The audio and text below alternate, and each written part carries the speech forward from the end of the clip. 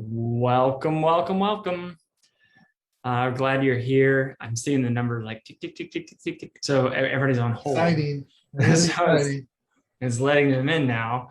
Welcome back to our cyber threat workshop with RiskIQ. We do this every other Thursday where we find bad things on the internet.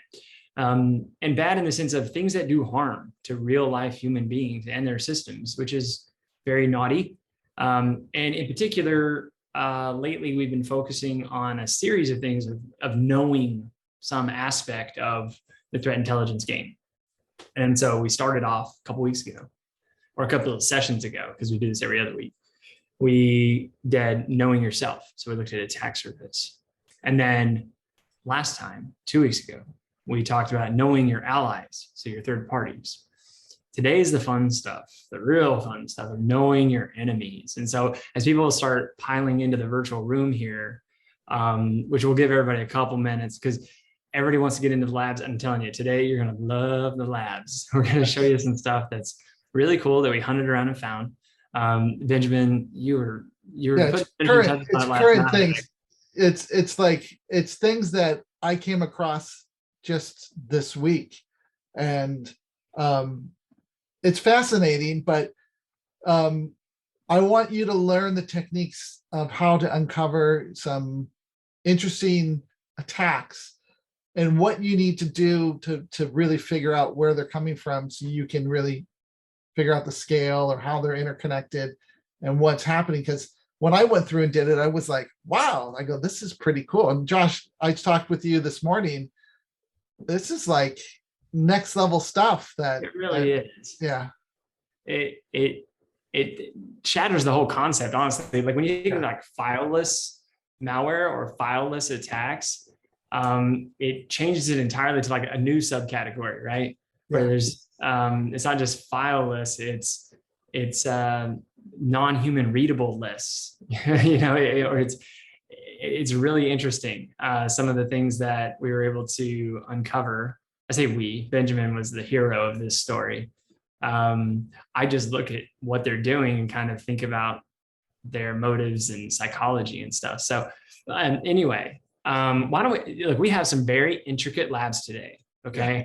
So we're going to go rapid fire through intros here and the legal disclaimers and stuff, because again, like we say every time, lawyers rule the world. And so we're going to go rapid fire through some of this intro stuff. If this is your first time to a workshop, I apologize for that, because it's going to be fire hose. That's so that we can get to the labs on time and really dig into that, because it's an intricate technique that brought us to the doorstep of what these adversaries were doing. So with that, do you want to just go ahead and jump right in? Yeah, let's just go right. Oh, housekeeping. Sorry, they'll slap me on the hand if I don't do that. So there's a chat. There's also a Q&A. So you can enter your questions in the Q&A, and you can make comments like, wow, in the chat. Okay. And you'll probably say wow a lot today. And also, we're going to do a few things where we're like, raise a hand. And there's a little hand icon. You click that and just kind of like, oh, yeah, raise your hand. Like we'll say, hey, by show of hands, how many people have done this or ever seen that? And you kind of do that as like quick interactive. Okay.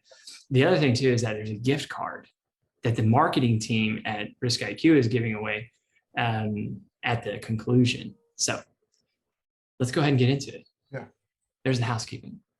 Hey, I'm Benjamin. You have Josh. So my background, practitioner, worked in IT for over 30 years, 15 years as a practitioner. Worked in state, local governments, manufacturing, financial services. So I ran teams, I was part of teams, I ran networking, security, servers, database individuals. So one of the things that I do in my spare time, I always say I go spearfishing. So we'll actually even do a spearfishing attack, but I actually swim the ocean and catch fish. So this is the latest fish. Hopefully this weekend I'll be able to get another one, and I'll update the photo. And here's Josh. Yeah, that guy. I'm nowhere near the ocean in Austin, Texas, which is in Texas. I gotta get there with the spear gun, because you can see Benjamin's spear gun in the background there. And that's the sort of spear Or phishing. power washers. So they're like, some people Okay. say like they're the power washers. I get that too. My side's a little bit different. I was a practitioner for a very short period of time, and mine's most like an academic side of looking at threat actors, their behavior, and trying to understand the economics of cyber criminality. And so a lot of my research back in the day was on this emergent thing that gave oxygen to cyber criminality, which was cryptocurrencies, because it changed everything. It gave a strong economic incentive to get into the game. It was no more about notoriety and esteem within the criminal community in cyberspace. It was instead a lucrative opportunity to make some money, as well as really cripple organizations that have become dependent on their own data, because it always matters more to you than it does to them. So anyway, that's a little bit of my background. And so we'll get straight into this today because we had a lot of fun jazz to cover. Gift card, we mentioned that, $100 at the end. Stick around. Somebody's going to get the lottery winning here. The other thing too is, once upon a time in a galaxy very nearby, we did these workshops in a physical sense.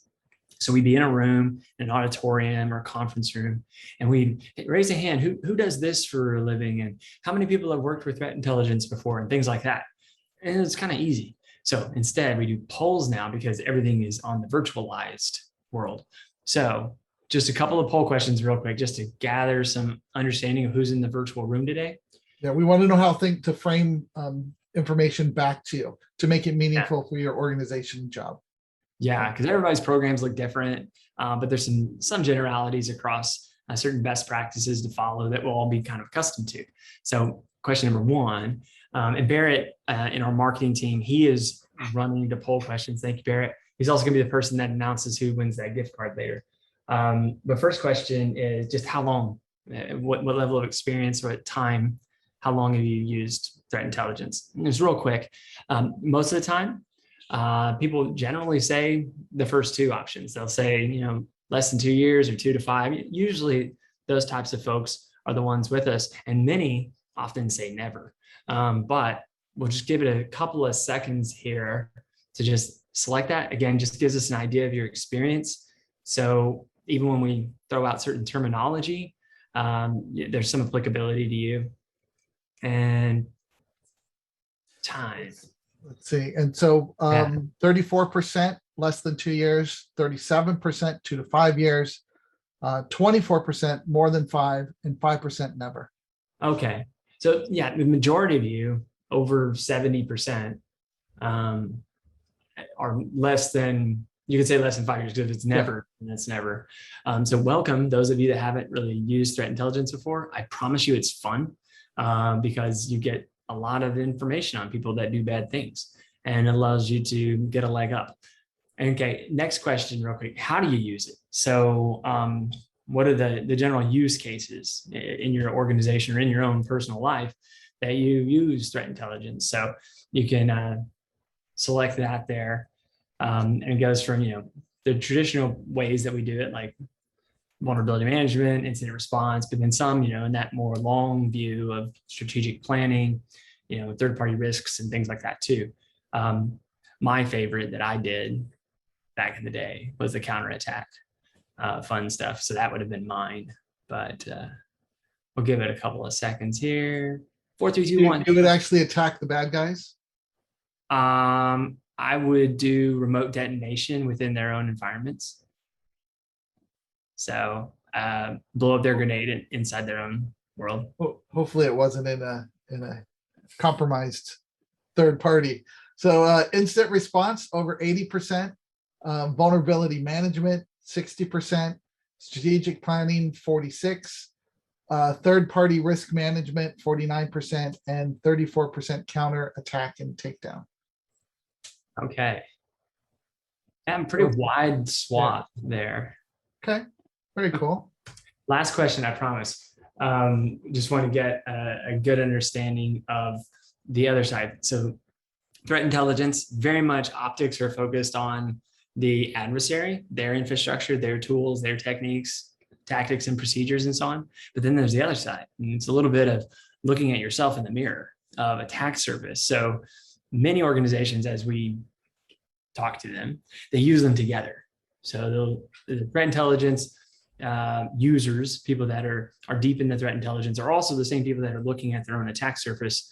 That's generally called external attack surface management, or EASM, right? So just wanted to get a feel for this, because we might like hopscotch between the two concepts as we're talking through things today. So just want to understand in your organization, is that the same group, same program? And yeah, there's even an option there. You can say, what the heck is attack surface management? But we'll put that question up there too. Again, just trying to get a feel for, do you live in both of those worlds? If not, that's cool. Or if you do, that's cool too. And we can just, again, tailor things to what you may have experience and expertise with. Yeah. So over the last 10 years or so, this has really evolved, because I remember when I was at a SIM company that I helped found, you get to the firewall and you would stop, because there was nothing else you could do. You set up rules when they come back in, but they come in from another IP, another domain. So it was whack-a-mole. So this is really cool to be able to have that picture, to see that outside world, and kind of have like the SIM on the internet. You have all that telemetry. So the 41% is yes. Okay. 16% is no. 23% moving in that direction, and 11%. What is attack surface management? Thanks for asking. It's really simple. It really is. It's looking, having visibility, telemetry, as Benjamin said, of your digital footprint outside that firewall. It's being able to understand what resources you have, what you actually have control over, what you can influence, that all exist in that digital space. Things like hosts and web pages, domains, and contents and code on a particular page or website. The way that a JavaScript runs and functions on a particular website or page, where your logo is sitting in somebody else's phishing server. Those are, or it could be something you depend upon, like a payment card processor, or something like that. Or it could be that a partner of yours that you're relying upon for parts. It could be the telecommunication company, because you rely upon them for your internet. It could be an email provider. So all of those things that might not be under your control, but if something happened to them, could affect you, is part of your attack surface. But we all play on the same battlefield, good guys and the bad guys. So we also have the attack surfaces of the bad guys. And that's what's really important, because that's how we get entangled, as we say, in the world of attack surface management. That's kind of what happens. We extend our attack surface outside the firewall, and that's where the adversary has always lived, is outside of your firewall. But now we're bumping up next to them, and we can get entangled with our infrastructure, our tools and systems, and theirs. And so it makes threats all the more successful, because of the ease of access, because we're cozying up to new neighbors, and they don't always have the best intent. So from our point of view, in looking at the different intelligence things we're going to use today, we're going to use everything on the left over there. So many of you are familiar with Passive Total. Lots of people that come to workshops are members of the Passive Total community. There's also Illuminate, which is that joining together of the attack surface and the threat intelligence together. So we're going to be using those on the left side when it comes to what we're going to dig into today. We can go ahead and go forward, because the next one will just indicate like what's all in the bag. Okay. It's like a little bit of an eye chart. There's a lot there. Needless to say, the one we're going to really focus on today is going to be the cyber threat intelligence. We're going to be getting into adversary infrastructure. Where are they hosted? How are they behaving? How do you automate many of those findings? That's a main thrust of what we're going to get into today, because that's the loaded gun that anybody could go around and pick up and fire at you. Right. Plus, it's highly distributable when it comes to the weaponry out there that can be utilized and leveraged by any threat actor. Again, sometimes we can myopically focus on a single one, but their TTPs can be used across the board. Their malicious systems, their variants of rats, remote access Trojans, and so on, can be easily gamed and spread across. Last time we talked about ransomware as a service, when it comes to even a service provider carrying out the cyber attack. So anyway, we'll move on from that. So that's what we're going to get into. But the account that everybody gets, Benjamin, you want to take it through? So the what to remember is that we want you to be able to experience the same feel. So if you already have an Illuminate account, for example, you'll have your own organization. You might even have third parties, but we want everybody to be on the same view of the attack surfaces and things. So we created an account. This is our lab account that we use, ctw@threattracking.com, and the password is given there. I'm going to bring up I have a couple little things I'm going to paste in. Okay, so this is how to get to RiskIQ community, the Illuminate product, and to log in. Also, there will be some tools that we're going to be using. So I'm just going to give you these up front so you can have them loaded, and then we will use those in the exercises. Okay. And so if you have any questions, if you forget the credential, you can always go to the chat and see them, or you can just send us a quick message and we'll paste them back in. Okay. And so these are the tools that we're going to be using. RiskIQ, we're going to check some things with Google Safe Browsing. We might use URL Scan.io to be able to look at the contents of scripts. Then we might decode some stuff and beautify it so we can see what's happening, and we'll continue our investigations with that. And now to the disclaimer. Yes, as we mentioned earlier, lawyers rule the world. I'm going to read this to everyone here, but we're all professionals here. So the final sentence is probably the most important one. Our cyber threat workshops include live real-time observations and threat indicators, including malicious infrastructure and adversary threat tooling. RiskIQ will share online resources such as IP addresses, domain names, etc., that should be considered real threats posing a clear and present danger. We ask our participants to use their best judgment and minimize unnecessary risk while interacting with malicious systems in workshop lab exercises. And so, now that we've got that out of the way. Well, but I want to tell you that, what we're going to be doing is we're going to be examining some real rats, some real bad stuff, remote access Trojans that are live right now because they're so. You don't go there directly. If you go there directly, you can have a problem. So don't go to these IPs. Don't make a mistake and click on it. Use your good judgment, and you have to have that buffer between you and the bad person, the threat actor. And you can examine the tools by having a third party gather the data and you look at it. That's what we're going to be doing. And it's really, really, really important you don't make a mistake, because if you do make a mistake, you need to talk to IT and say, hey, I clicked on this bad site. I might have a Trojan in my environment. Okay. So you better be careful. You never want to have that awkward conversation with IT. So again, just use your best judgment, use the buffers. That's why we provided those links. And again, we're basing this on this 5-part series, and we wrote a paper about it. And so you can get that paper from that link. Everybody's going to be shared the slides afterward, and most of the time Barrett will even drop the link in the chat so you can actually get the paper. He did that already. He did that. Okay, already. Excellent. Thank you, Barrett. And then today we're going to focus on the middle one. Again, the last 2 sessions we had, we focused on knowing yourself and knowing your allies. Today it's knowing your enemies. So we're going to look at, in particular, threat systems, what we call adversary threat infrastructure, and understanding how their infrastructure behaves and is operated. Also where it lives, because they're constantly evolving their tactics, techniques, procedures, as well as malware signatures and so forth.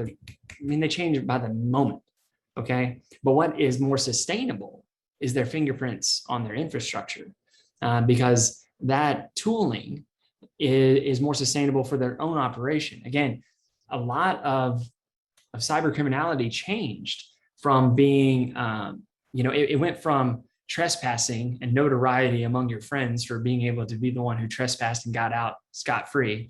Then it went into shoplifting. I didn't just trespass, I got something out. And then now it's really evolved into conquest and enslavement, actually coming into your world and taking over, whether that be hostage taking in the form of ransomware, or if it is DDoS, or any other number of ways where crypto jacking and crypto mining is a big one, where they're actually enslaving your own systems. And so it's gone from, again, from nuisance and trespass to shoplifting to conquest. And so that's what we have to deal with. And the best way to see that is looking at their infrastructure, because again, anyone could use it. And so whether or not who's holding that gun, you can be shielded from its fire. And one change too was the threat actors used to create their own stuff. Yeah. And now what they're doing is they're going, well, I can make this one tool and sell it to everybody or rent it to everybody. Yep. So we talked about there's even some phishing attacks where somebody can go in for $100, get a template to do phishing for all the different properties. But what happens is when they grab those credentials for the phishing, the bad guys also get those credentials and they sell them for the ransomware. So they're commoditizing this ransomware as a service and utilizing the people that are trying to do phishing attacks. That's right. So there are a lot of these tools are reused by a lot of threat actors, and you'll see that as we go through and look at some of the bulletproof hosting providers that are out there. Yeah. So what are the labs going to look like today, Benjamin? Okay, so we're going to do one that's on an attack where they say, hey, there's a fake certificate or a fake update. And so there was a tweet that went out this week, and I looked at it and I went, that's pretty interesting. Let me take a look. And I started pulling on the thread, and it went down this rabbit hole for an investigation that we're going to go through that was pretty eye-opening. And then I looked and found that it's not only with certificates where a person visits a site and it says, oh, the certificate is invalid. Click here to update it. And it swaps out the real certificate with one on your machine, but also puts malware in there. And it's this TV rat, so it has a remote access Trojan. But there's other ones where it prompts you that your Chrome needs to be updated, or Firefox, or different things, and gets you. The other aspect that we're going to look at is we published a report on bulletproof hosting. So this is providers that won't take down the stuff. They hide your IPs, hide your identity, and they allow you to do bad from their environment. And they take payment in cryptocurrency, like you were mentioning.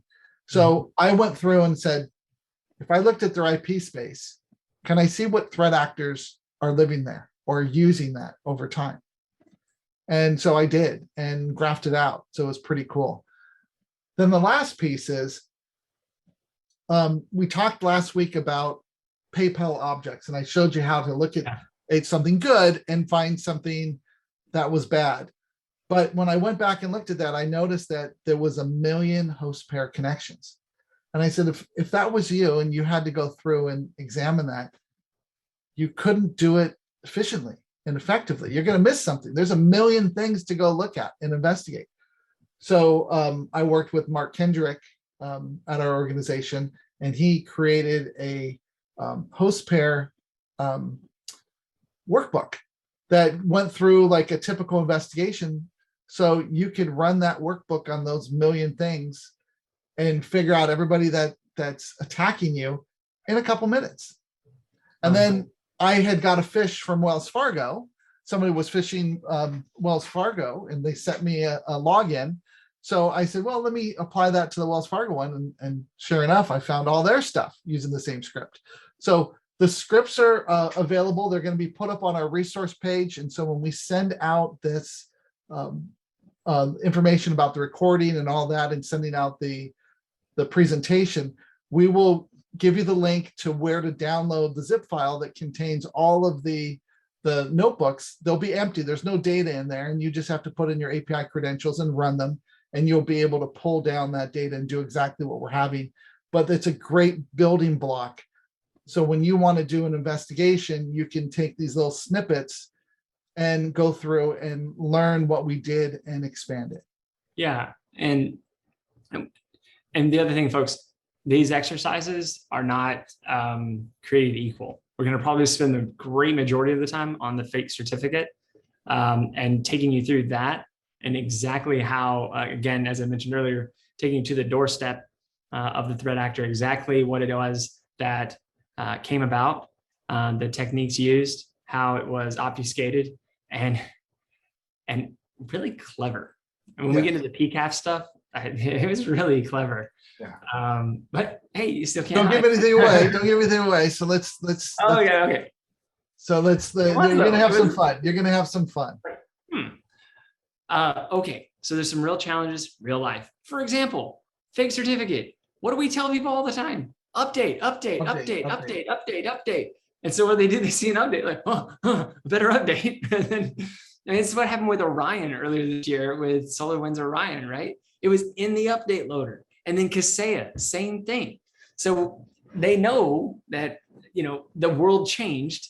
And so our human behavior changes. Right. And by virtue of that, problems happen. Okay, look, the thing is in security intelligence and trying to do security, most of it is nobody's fault necessarily, like point and blame. Now, somebody does malicious activity, yeah, that definitely point and blame. But I'm talking about the circumstances. It just is sort of, it happened.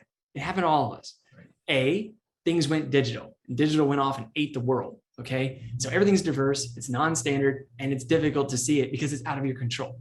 2, you can't find what actually makes sense, what is relevant, what actually should be prioritized. It's very difficult because nothing can really be compared A to B because it's not apples and oranges. It's apples and Chevy Silverados. They're not the same, anything close to one another. And so comparing what is actually a priority is very difficult. And that is irrelevant to me. Most threat intelligence, spoiler alert, it's not. And that's, we have a library of articles, over 6,000 articles in our portal, okay? I'd say maybe 10% are relevant to you, the people on the phone. Okay, now it's a different 10% across the board, right? But most threat intelligence, you got to have it surface up. And that's where the attack surface part comes in, right? To relate it to me. What do I look like on the internet? And is this threat intelligence relevant to that? And then comparing yourself to others to say apples to apple comparisons. Yeah, really tuning it in. So then you can actually take action on something that's meaningful, because most of the time the actions we take are temporary and short-lived, but they don't have that sustainability. And a lot of our protections and mechanisms need constant care and feeding, with constantly pumping them with IOCs and rules to look for. But again, we're constantly having to update that. It's not really durable, and the actions we take don't really get the sustaining outcomes we're looking for, which is, of course, the holy grail at the end, global defense, because we live across the globe when we live on the internet, and to do so in an adaptive way. So that way, as the attack surface changes for me and the attack surface changes for the adversary, I'm always adapting to those ebbs and flows. And that's really what we aim to do, is to knock out those 4 problems. And Illuminate solves all these. So we'll go through and try to help you with those. Yeah. So this is a ball. Very simple here. This is a ball. We're going to talk about 2 kinds of endpoints. Number 1, devices. What happens? Something undesirable, let's say, happens on the endpoint. What happens? Your EPP does all of its analysis, rips apart the malware, applies some threat intelligence, applies insights that then become protections to the whole fleet. Pretty simple, like in terms of just a simple logical flow. Now, what about the other side of the ball? The other endpoint is the internet. Okay, so something out there happens. Same process comes into Illuminate in this sense, where analysis is done, relevance is understood, insights are applied and apply to all, but the all is the internet. Again, to shield your digital footprint as it changes and evolves alongside the adversary. And that's the 2 sides of an attack surface. We, of course, have our device side, and we have our digital side. So today we're going to be talking a lot about the digital side, because that's kind of what we do, everything that's outside that firewall. And we can go on to the next one there, because it's always changing. This is just graphic fodder. We can move on because we want to get to the labs, of course. But this is how the 2 really work together. The EASM, really simple. It discovers it, prioritizes it, and mitigates risks, vulnerabilities, exposures before they become exploits. The threat intelligence side is something bad has happened. Something needs to be investigated, or there's something that is identifiable as threat, even if it hasn't actually invaded me yet. I can still identify it as threat, analyze it, and respond appropriately. Wherever that like standing up new machines for a threat actor, or we see this pattern of the way a machine is set up and what it has on there is a tail for a certain threat actor. Correct. Yeah. That's just how the two work together. So there's me, my digital footprint, and then there's threats and adversaries. And seeing them together allows fewer links in the chain to then understand what's going to be relevant. And the EASM also includes your third parties that you rely upon as well. Right. And by the way, we went really quick there. EASM means external attack surface management. That's all it means. Yeah. And we can go ahead and move forward there. And we do it because we graph everything that's related on the internet, and everything bears a digital signature. And the internet only works if there's other things there. The internet itself is a relational system. There is no internet if there's not things relating to each other. We all get that. But what we do is we map what those are and map what the connected tissue is and the nature of the relationships there. What are the movements, the flows, the changes, and also the expectations of certain weaponized systems and the expectations of your own benign systems, your third-party systems, the things that are good, the things that are bad, and then graphing, monitoring, tracking those relationships as they change through time. What that then spits out are those four main things, like we mentioned: the global attack surface tailored to you, with the adversary highlighted as well, so that you have the right indicators to scale the defense. Really simple. So we're going to go over these. We're going to go through these labs, but I want to explain how we're getting this data, because that's really important to understand how we piece it together. So what we do is we're actively collecting and passively collecting information out there. So we're grabbing all the JavaScripts, we're doing all that by using virtual users. So we act like a real user, a real client going out there. So if we visit a website, everything gets downloaded, everything gets pulled in. So if you're running a script to do tracking of user experience, if you're bringing in an image or sending data out to Google for analytics, for example, we're seeing all of that. So we do about 2 billion web requests a day. So people have told us in the past, hey, I can build this on my own, but you really can't. You really can't build this on your own.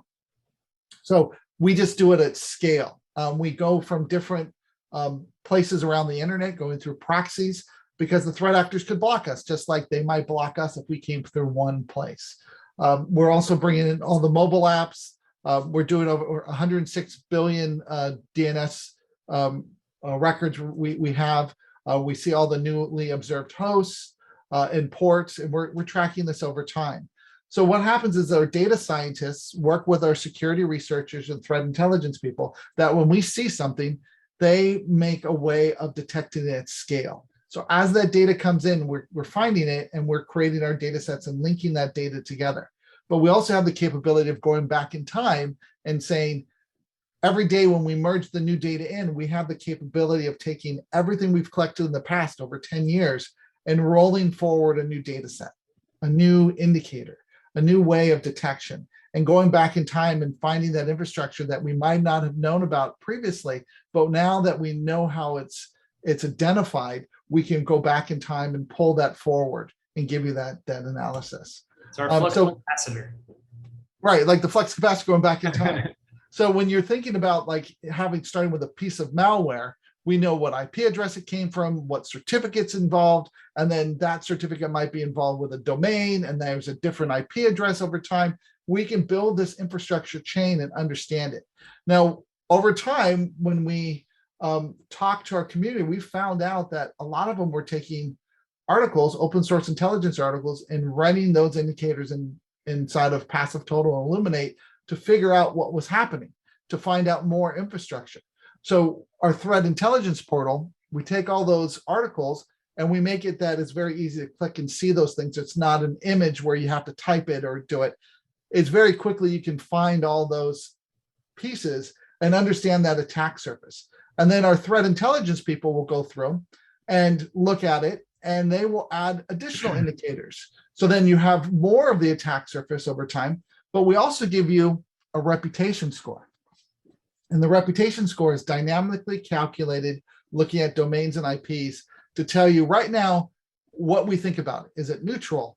Is it is it, suspicious? Is it malicious?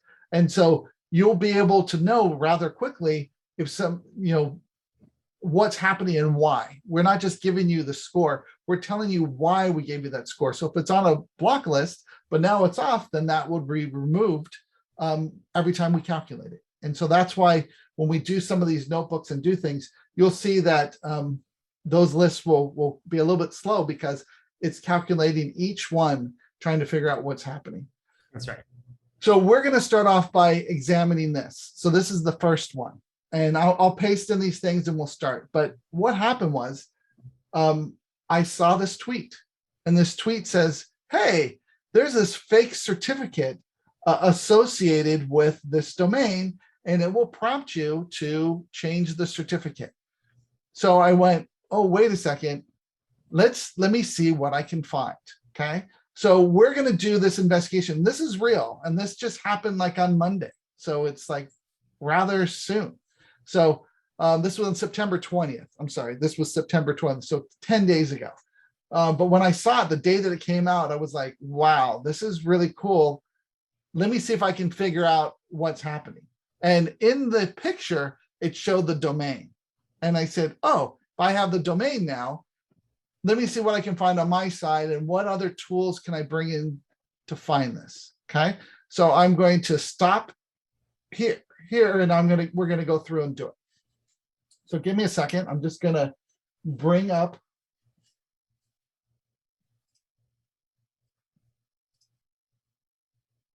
And folks, we're gonna take our time with this one real quick. Yes.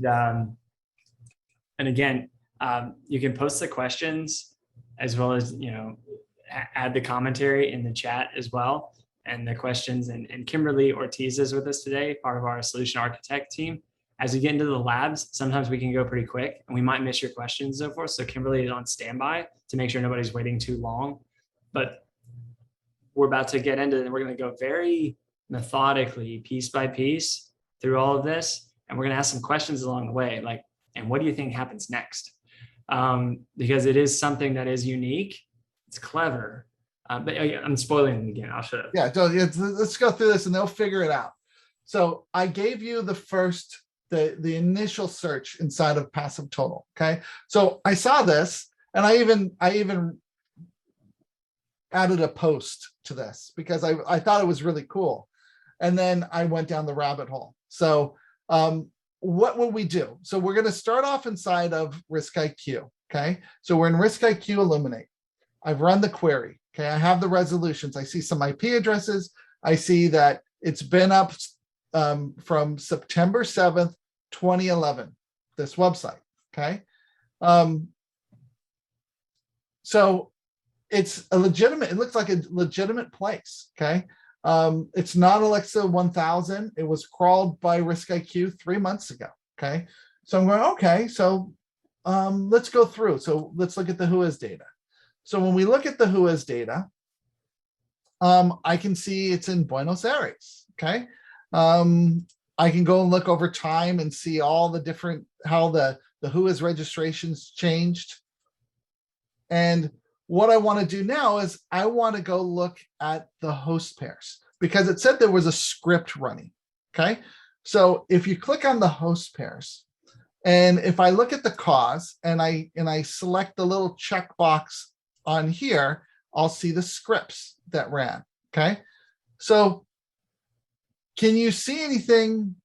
Does anything pop out as something unusual? Like if I was going to, Benjamin, can you zoom on the window a little bit? Sure. It's a little small. Okay. So if we take a look here, does anything look unusual? So like if I was going to make a call out in code to something, so I can pull it all the time or do something, what's best practices? Oh, the IP address. Yes, exactly. You wouldn't use an IP address because if you were using a hosting provider and it was dynamic and you rebooted the machine, you could potentially get a new IP address and then your code would break. You would use a DNS entry and then you just update your DNS server and everything is fine. Okay. Or your server updates the dynamic DNS. So this is the place where I would look, okay? But Illuminate doesn't show you the actual script. We have it in our other systems and we have it in the back end that we can see it, but I wanted to give you a way that you personally can look at the script and see what's happening, okay? So I ran this when I first saw this, and this is the URL to get to the actual query of that website on the 21st when I saw it. Okay, so let's go here. Okay, so now that we're here, this is what it looks like. Here's the summary of what it looks like. And if you can see, it says, hey, the certificate is out of date. Okay, update the certificate. Okay, that's what the user is seeing. Okay, and I can safely do this without me going there and getting malware put on my machine. So I'm actually seeing what the end result would be safely with that buffer in between me and the bad person. The bad person doesn't know that I'm personally investigating them. And I'm not having any interaction directly with the website. So if anything happens, this company's website could be affected or their scanner, but not me, okay? So now that I'm here, I want to examine the code, okay? And it's a script that they said that was running. So if I take a look at this, I'm gonna look at the primary request, okay? So I'm gonna show the response, and now I have this primary request. Okay, so if we take a look at this primary request, it's kind of hard to understand what's here. So we can do a couple things. So one thing that we can do is we can beautify it. So I'm going to give you a URL to go and beautify the code, and then let's take a look at it. So I'm going to go back to where this script was. Okay, so I'm viewing that script now. Okay. Benjamin, we have an additional request to zoom in a little bit. It is okay. A chart, so we'll zoom in. Okay, so I'm zooming in. Okay, so this is the script. Okay, and I'm going to just copy everything. So Command A, and I'm going to copy it, and I'm going to go to this beautifier IO, and I'm going to paste this in. Okay, and I'm going to beautify the code. And what this does is makes all the tabs, makes it look pretty, so I can come in and actually view the code in this tiny little window. Okay, I can see what's happening. Okay, so this gives me the capability of really looking and analyzing it instead of one big paragraph. Okay, so it's a way for me to look at this. Okay, now I'm trying to look to see if there's any type of script. So I'm going to do Command F. I want to see if there's any script in here. Let me see if it will let me see it. Okay, it doesn't let me search directly from there. So I'm going to go back up, and I'm going to copy this, and I'm just going to open up like a text editor. Okay, so give me a second. File new, and I'm going to paste this in. Okay, so now that I have it in my text editor, okay, and I'm going to try to zoom in a little bit. Let me zoom in.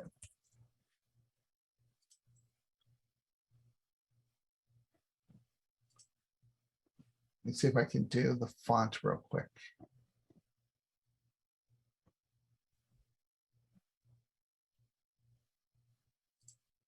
Applications.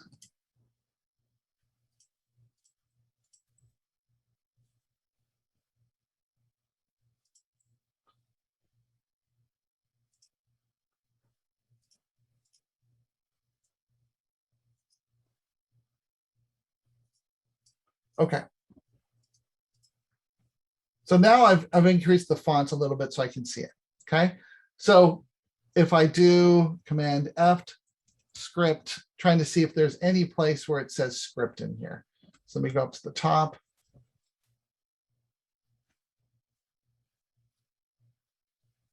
Find next. So script, all these scripts. So right up here, I see base 64. Okay. So that tells me something is encrypted. I don't know what it is. Okay. Now remember, we saw that IP address. So if I came in here, And I said, okay, I see this IP address. If I copy this, I'm just going to copy this, Control C. I'll go back to my thing here, and I'm going to search for this IP address. I don't see that IP address at all. It's not in here. So I go, okay. So to me, I was like, okay, so they're hiding this IP address because RiskIQ saw the IP address. So where is this IP address? Okay. So if we go back to the original post, okay, it's easy to grab it from here. Once you beautify it, it makes it one line and it's kind of hard to grab. But you see right here, this section says script, okay? And I see this base 64 encoded. It's in there, okay? So I want to copy this, okay? And I'm gonna base 64 decode this, okay? So I'm gonna paste this in. Now, if I paste this in and I grabbed where it said script, so let me go back and grab this section again. And I try to decode it, what happens? Okay, so if I decode it, I get all this gobbledygook. I don't see anything. Did I do something wrong? Whatever shall we do? But I know it's encrypted. It says it's base 64 encrypted. But why don't I see the proper information? So this happens a lot of times when it's novice. So what happens is, see this first section that says script and it's base 64 and there's a comma. I need to delete that out, okay? And then I need to go to the bottom of that area and I have to go from this quotation mark and come over and delete that out. And now if I decode, I see it and it's revealed. So now I'm going, woohoo, I got it, okay? So I've decoded the little script that was running that now tells me what's happening in there. So if you take a look, you see that, hey, it's communicating out to that IP address, and this is the path, this is what it's grabbing, and then this is the post back, that's where what's coming back. So now I've identified this little piece of the code. Are there any questions so far with this? Oh, wait, Kimberly, any questions coming in? I see that there's some messages coming in.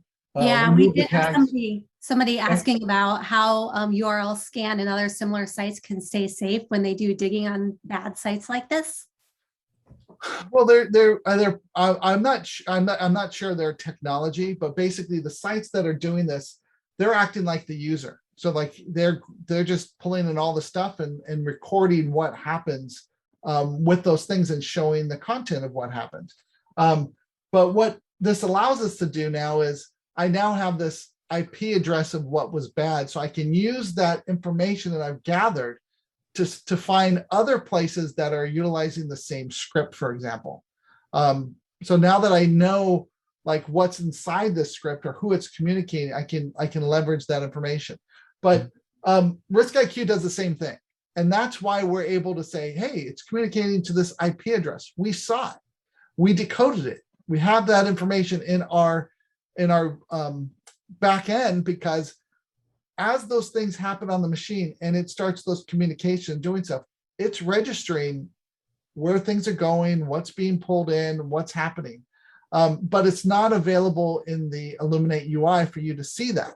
But I wanted to give you this technique that if you do see something decoded or encoded, you can decode it. And we're going to go through and examine other aspects of this as well. So let's go back and let's look at that original thing in URL scan.io. Okay. And I want to see if anything failed in here. Okay. So you can see right here, everything is decoded. It looks nice. There's no problem. But it's also talking to this other place. Okay.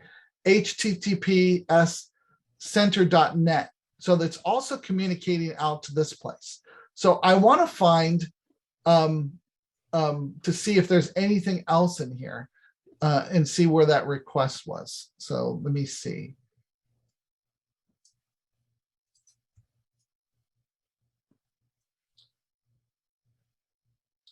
So there was a bunch of stuff in here, and here's some stuff that was inside. So let's see if we can, there's no response inside of here. So this one is going through frames. Okay, I'm trying to see if there's anything in particular. And let's see. Okay, random math functions. Okay.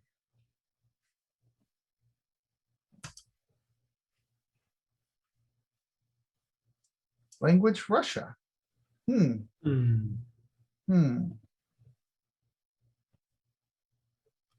All this background stuff. Let's see. Yeah, they speak a lot of Russia in a country that speaks Portuguese. And then there's some base 64 stuff here. Base 64. It's as though they're trying to hide something. Why would they hide stuff? So let's look to see what's happening. Let me see if I can get the tags off. I think this is to here. I don't know if I need that little spot. So let's see. So let's see if we can base 64 decode this. Okay, decode. Maybe this little thing has to come off.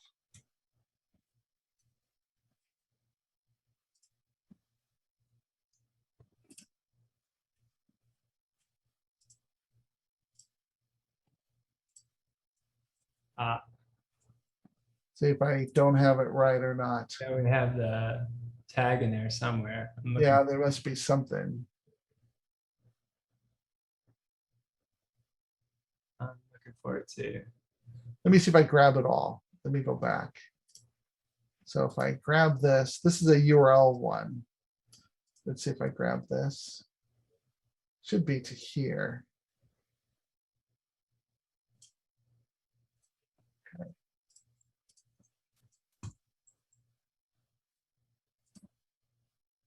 PNG, so it's a PNG file. So it's grabbing some sort of PNG file. But I'm missing something in here. Let me see if I use this one. Hold on, I have my screen stuff's in here. Let me see if I decode this.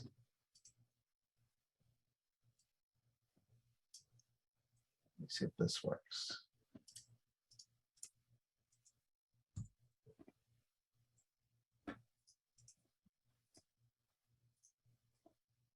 Tried to see if the URL was encoded, and then it was base 64 encoded. So let me go back and do one more try. If I do copy, Control A, decode. Let me see if this works. No. Did anybody else hear? You're not missing anything. It's just an image file, so the data looks like that. Okay, so I didn't. Thank you for Michael. Michael, thank you for that. Okay, so as we go through, we see that these things are being pulled in that are different image files. There's icons. This is a web image set. Let's see if there's any files or other things that are coming in. URL. Let's see. It's like image too.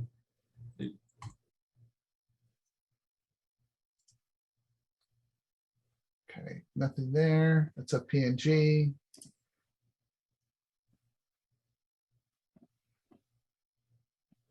Icon, so nothing there. But so what I did was I went back and I looked from here and I said, hey, fake certificate. Let me look at what else I can find. So I went through and I found this. I looked for that Twitter hashtag. Okay. So inside of here, I saw this TV rat and I go, hey, what's this TV rat? Well, the TV rat is the remote access Trojan that is being used here. Did some further investigation, and I found this nice link to an article. So not only are they doing these updates for this certificate, but they're also going through and finding ways to say, hey, update from this place or that place. And the biggest thing that I found is that they're also linking back to this website that we had found here. So let me see if I can grab inside of here. Okay, so if I grab this, let's see if we can search for this. Okay, nothing there. One of the things I found, one of these images had that in here. So let me see if I can find it. There's another one. Okay. So if we take a look, they're going through and say, hey, there's an update. Okay. And then what happens is it's grabbing information. So they're editing the actual web page and telling it to go out and get the update from this third-party website. Then what happens is, this is the cool part that happens now. So it gets this base64 file. So it's downloading a file, okay? And it goes in, and when it downloads this, does anybody see anything unusual on this page? You can tap the raise hand, or you can do spoilers and do. It looks like they're grabbing the from the PCAP. They're seeing this download of the file, okay, and seeing what's happening. But when we look at this traffic analysis, it's going out to an IP address. It's grabbing the information. It's downloading the zip, and then it is running this JavaScript to go out there and do its badness. And then here's the infected Windows area. But it's really important to understand that when you look at these things, you might not see it as something being bad or wrong if you went to like Google Safe Browsing or something, because some of these things are only executing on the client. So if you go to the server looks fine. Doesn't look like there's anything bad on the server, but that JavaScript is being called when it goes on the client. And when they're scanning these machines, they're not doing it from the perspective of the client. They're looking at what's installed, what's running. You can have, antivirus software on there, and that could tell you, oh yeah, everything's fine. There's nothing bad in there, but there's code in there that gets downloaded and executed someplace else. That's bad. And because it's a link to someplace and the code actually isn't there, it's just a file path. It's just a URL. And that's it. It doesn't physically exist on the box. So it's really important to understand the technique of, you might need to go look in what's inside of a frame, like to see what's there, what's running, to see, oh, it's base64 encoded, it's decoded. Now, I want to go back and look at the URL scan IO, and we saw this IP address. Okay, so I'm going to copy this. We go to the top, you'll see that there's a search area. Okay, I'm going to right click, open that one up in another tab so it's nice and clean. And I'm going to search for this. I'm going to search for this IP address and see what happens. So you can see 18 minutes ago, there was stuff, but there's stuff from days ago. Okay, and you're going, oh, okay. I want to take a look and see what other things are here. I want to understand, that IP address, how does it relate to other sites? So this is now any other site in the world that was going out and talking to that IP address from their code would now be listed here. So let's look at, I'll pick this one. Let me see if this one is the one in particular. I have it already bookmarked, but I want to see if I can grab it. So I have a web shot. I can come in here, and if I look and show the response, I get that area where it's base64 encoded again. If I grab this and I copy it and we decode it, and now I decode it, I take a look and say, oh, it's now talking to a new place. And I will try to zoom in. So it's now talking to pdflive.org.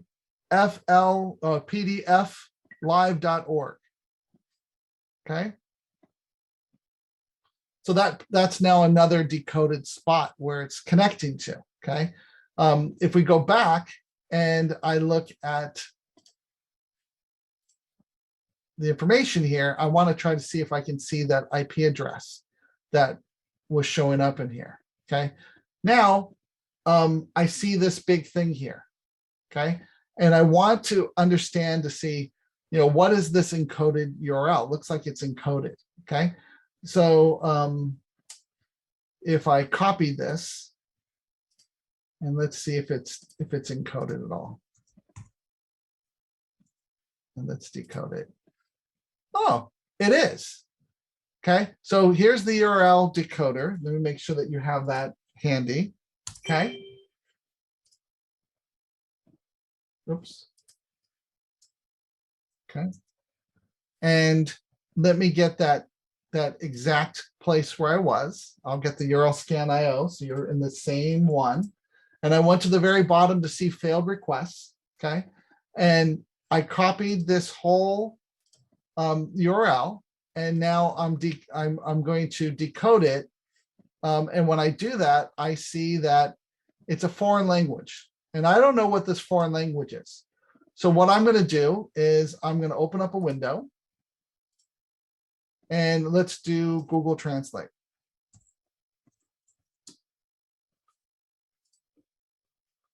So let's see what it is. So I'm going to select it. So then I can go into auto detect. I'm going to paste it in. And it's Vietnamese.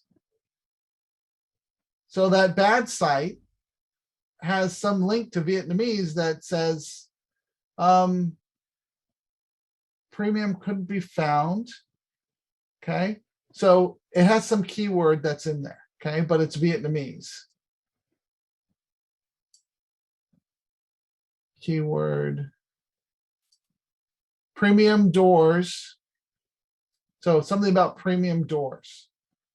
So maybe it's some sort of spam or other things out there, but it's also giving a different domain name now that's listed.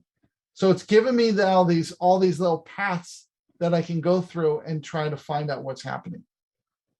So any questions so far?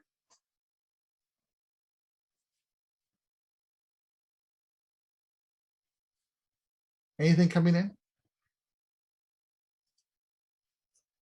I think we're clear. Okay. So what I'm going to do now is I'm going to go back to the search and I'm going to see if I can pick up something else. Okay.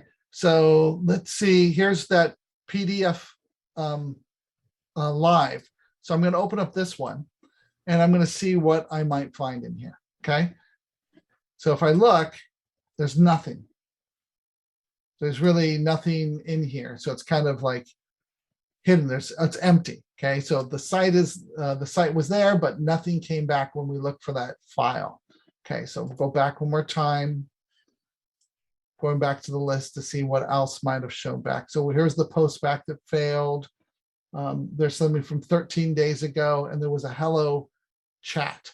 So let's open up hello chat now, and let's take a look at this. So I'm going to paste this one in for everybody.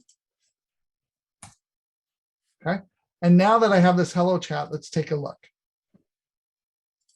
I can show the response. I can come in and grab the information that's here. I'm going to decode it.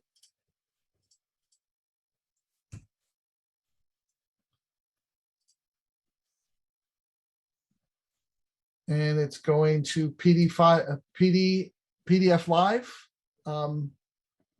and grabbing, it has, okay. My mouse was freezing. Okay, so here we go. Here we go.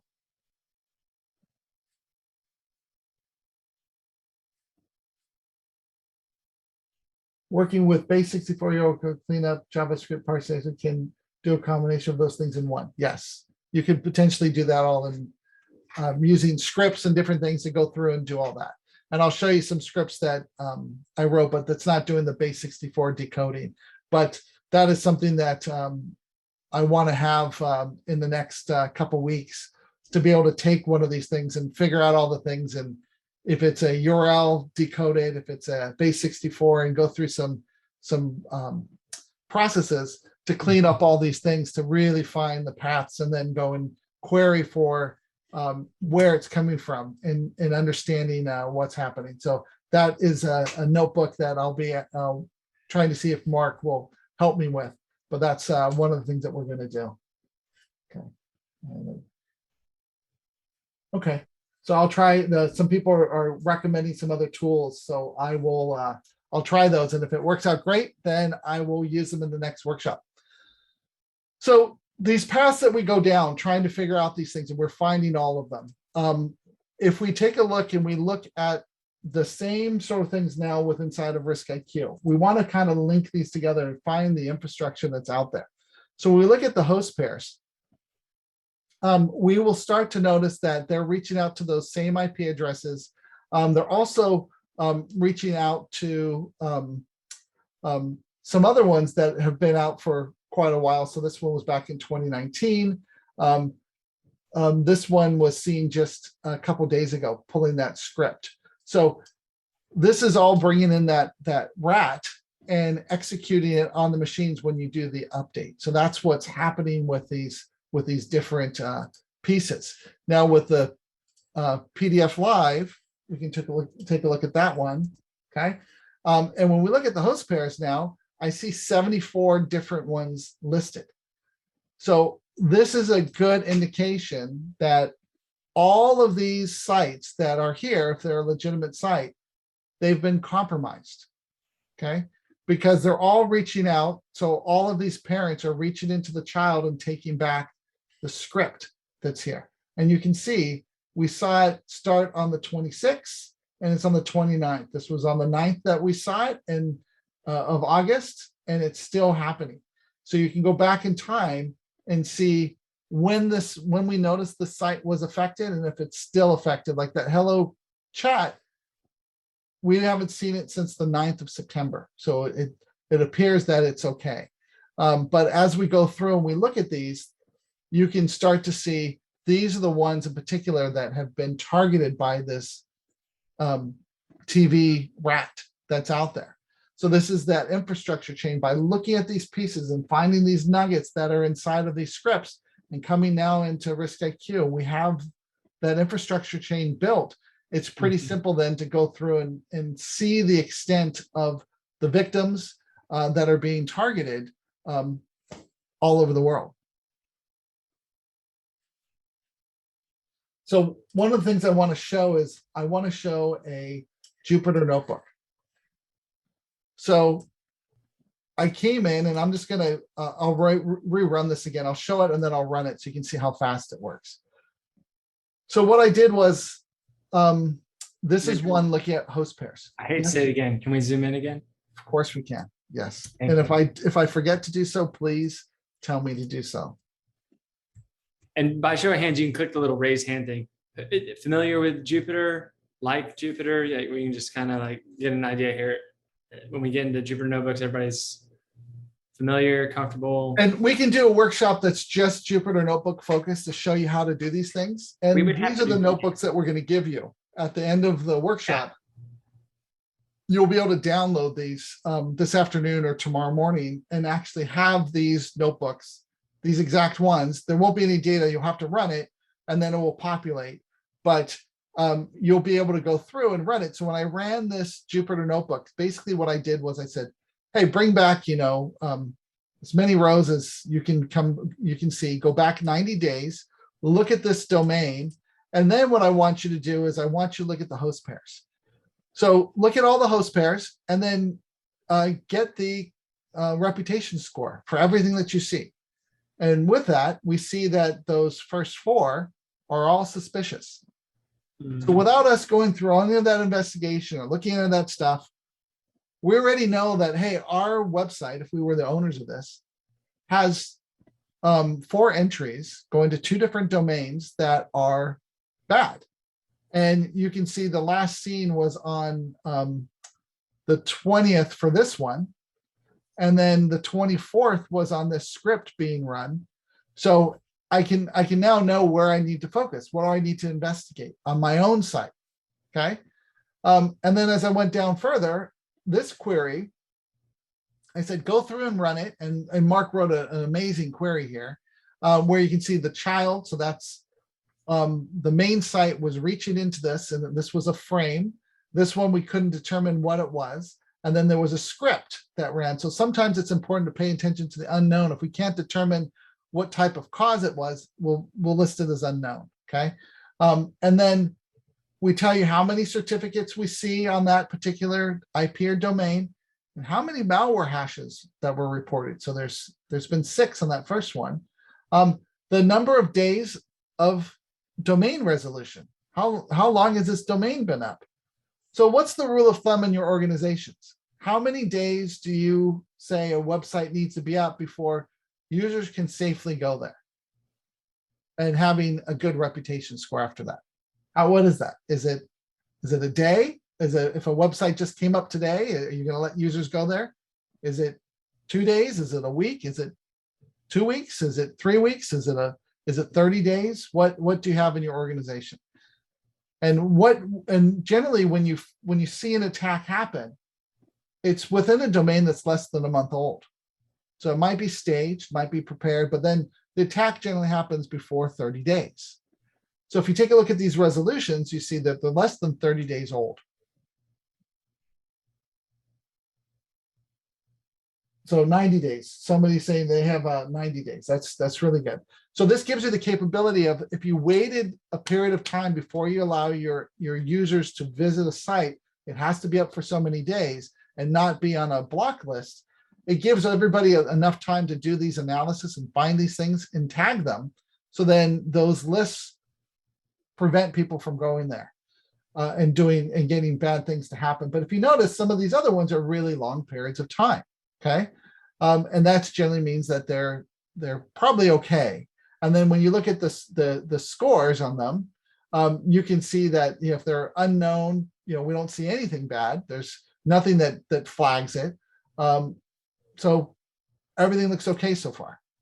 So this is just from a way of running a script to see those things. So any questions? This was what I wanted to show you, that technique and to give you this capability that you can run these types of things on your own stuff to find those linkages and find those things that the threat actor might be doing to target you that you might not know about.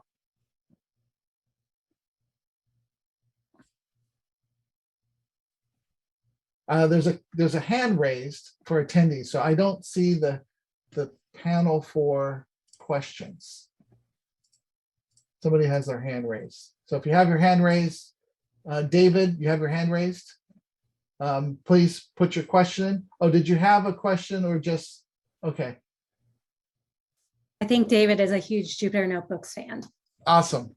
I got, this was just this year that I got involved in some of these, and I can't believe how well they work. So when we create these notebooks, and you're going to see when we look at the one for the million host pairs, I talk with Mark and I go, hey, Mark, when you do the investigation, you go here and you do this, and then you look at this, and then you do this.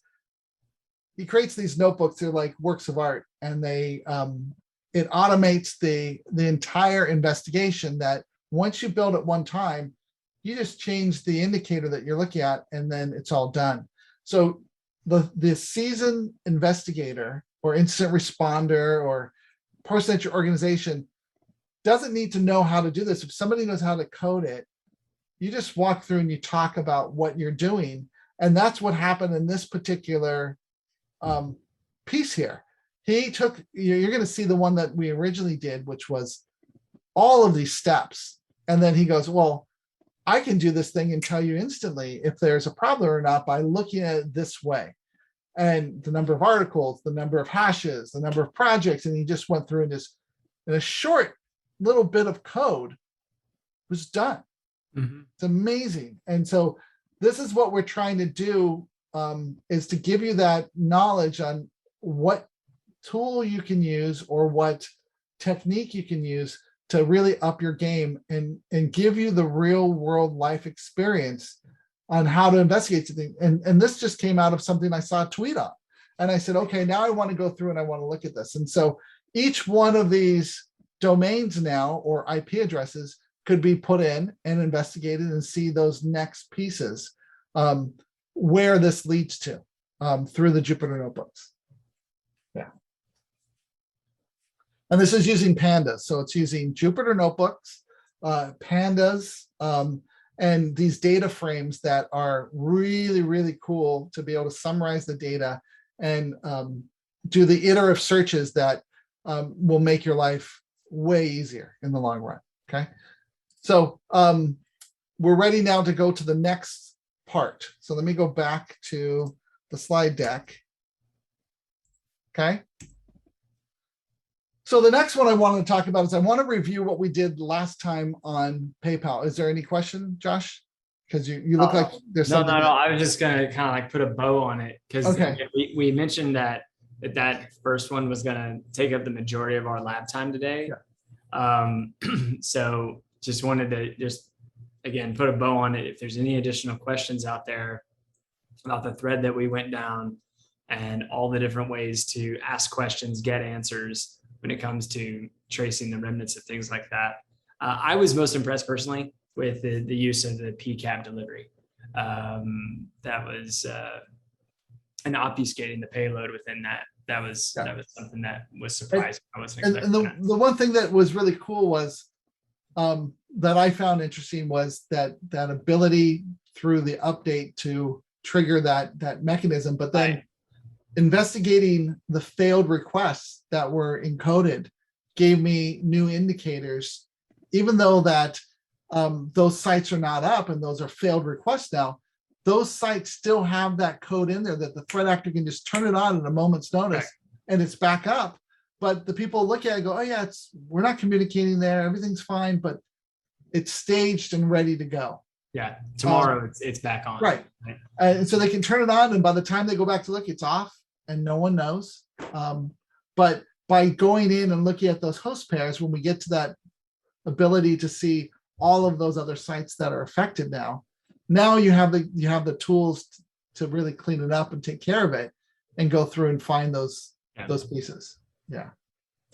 So what I'm going to do is I'm just going to copy and paste these in real quick, and then we can walk through the investigation real quick. I'm just going to do like the first 4 things to show you those things and maybe bring up the URL scan. And then I'm going to jump to the Jupyter notebook that we created, because that's where we're going to really see the cool things happen. So I'm just going to copy these real quick. I'm going to copy all of them and paste them just so you have them. And what I recommend is just open them up, each one.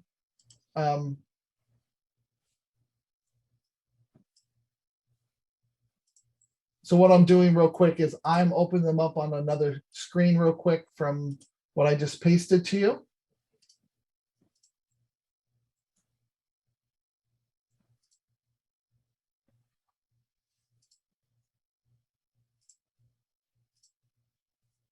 Okay. I'm just going to bring this over now and we will look at them. So when I did this investigation, PayPal is always being attacked. If you're popular, if you're the big kid on the block, you're going to be attacked. That goes for every big provider out there. They're going to go after your logins. They're going to try to steal money. They're going to try to steal your cryptocurrency, things like that. So when I went through and I did this investigation, the one thing I forgot to look at was the number of host pairs that are listed. And we have over 1 million host pairs that are listed. And I was thinking, I go, if I worked for PayPal and I needed to go through and do that technique that I did last workshop where I looked and found those bad things, it's going to take me forever. I'm not going to find everything.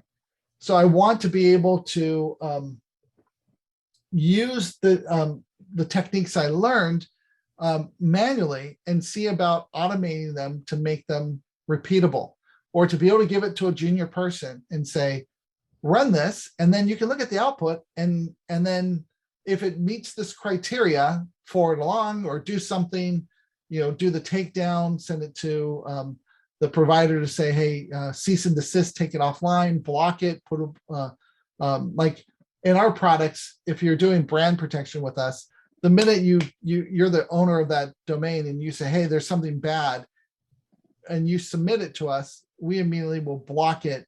And then Google and Microsoft take our block list and put in production like 10 to 15 minutes. So then 95% of the world's browsers won't go to it because they use Google and Microsoft's block list. So then you've prevented the bleeding, but there's still the wound. And then you can go in and do the takedown, which takes 1 to 4 days to take that site offline, unless it's at a bulletproof hosting provider, and then they might not care and might just stay up. But you can then go through the legal mechanism to try to take that down. So that's what we're gonna examine. So when we look at these million host pairs, what we did last time was we looked at a cause, like a CSS import.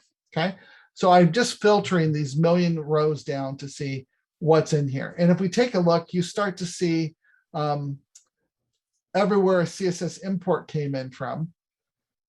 And as we go through, I'm going to make this 500 just so we can see them very easily and quickly. Now we could also look at import, like images and different types of causes. But in the example I did last time, I did just the CSS import, and I looked for ones that might have been typo squatted to see if there was anything bad in here. So if you see update, so Josh, here's update again, update profile. Here's another one that's just an IP address going in and pulling this up, which is kind of unusual. You shouldn't see that. And as we went through, we said paypal.com dot something else. That's a real easy one. So the next one was we looked at where was it? Host pairs. I clicked on this too many times. We looked at this mail.confirmed unverified. So let me just paste this one in and say, here we are. Okay. So from here, by looking at the host pairs, you can see that there was a CSS import. Mm-hmm. So if I looked to see where the child was, PayPal, there was 2 different types that happened. There was an unknown and there was a CSS import, and it's been block list. So if we went out and looked at these at URL scan.io,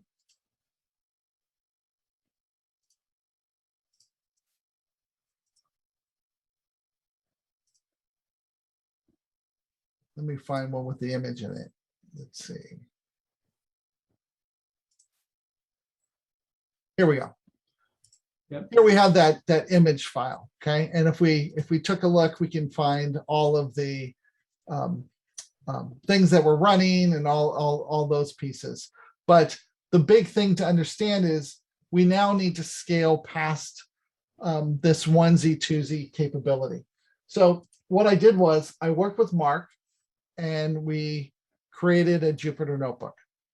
So here's the Jupyter notebook. Again, to be shared with everyone. Correct. And this is a lot of data. So when it's a lot of data, sometimes things might time out. And if it times out, we'll just run them again. So let me just make sure all those run, and we'll go up to the top and we'll take a look at it. A lot of stuff. Since there's a million records, this one takes about 10 minutes to run. Okay, so you can have this run every day, and every day you can just see what's happening or run it anytime you want. So this is looking at a million rows maximum in pandas. And I told it to go back 90 days to go look at the last 90 days.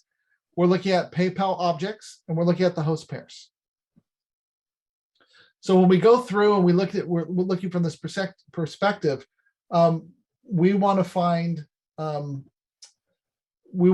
the children that are talking to it. So you can see here, hey, this is a script, it's unknown. So as we go through and we look at them, you can see all of the data coming in. Okay, so you can see everywhere that it's looking at. Okay, and what's happening with it. Okay, so I'm going to minimize this a little bit. so as we go through and we're looking at redirects, top level redirects, location refresh, meta refresh. I put unknown in there because sometimes they can't determine, so that's an unknown. Scripts and CSS imports. So as we go through and we start looking at these individuals, okay, in these scripts, we get these lists of domains, okay?